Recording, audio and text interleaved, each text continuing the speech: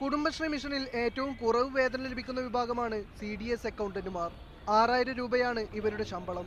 സംസ്ഥാനത്ത് കുടുംബശ്രീ മിഷനിൽ CDS അക്കൗണ്ടന്റുമാരായി 10,077 പേർ ജോലി ചെയ്യുന്നുണ്ട്.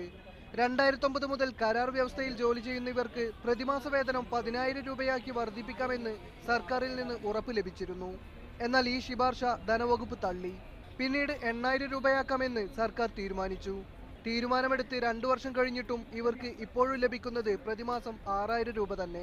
സർക്കാർ തീരുമാനം നടപ്പിലാക്കാത്തതിൽ പ്രതിഷേധിച്ചും വേതനം 15,000 രൂപയാക്കണമെന്നാവശ്യപ്പെട്ടും സംസ്ഥാന തലത്തിൽ സമരത്തിനൊരുങ്ങുകയാണ് കുടുംബശ്രീ CDS അക്കൗണ്ടന്റുമാരുടെ കൂട്ടായ്മ. അത്യാവശ്യമായിട്ട് ശമ്പളം വർദ്ധിപ്പിക്കണമെന്നാണ് ഞങ്ങൾക്ക് അധികാരികളോട് പറയാനുള്ളത്. 6,000 രൂപ ഇന്നത്തെ കാലത്ത് ഒരു സാധാരണ കുടുംബത്തിന് ജീവിച്ചു പോവാൻ തികയുകയില്ല. ആയതിനാൽ ഇതിനൊരു നടപടി ഉണ്ടായിട്ടില്ലെങ്കിൽ ശക്തമായ സമരം മുഖേനയെങ്കിലും നേടിയെടുക്കാനാണ് ഞങ്ങൾ ആഗ്രഹിക്കുന്നത്. BCom, കമ്പ്യൂട്ടർ പരിജ്ഞാനം എന്നിവയായിരുന്നു CDS അക്കൗണ്ടന്റുമാരുടെ യോഗ്യത. എഴുത്തു പരീക്ഷയുടെ അടിസ്ഥാനത്തിലായിരുന്നു നിയമനം.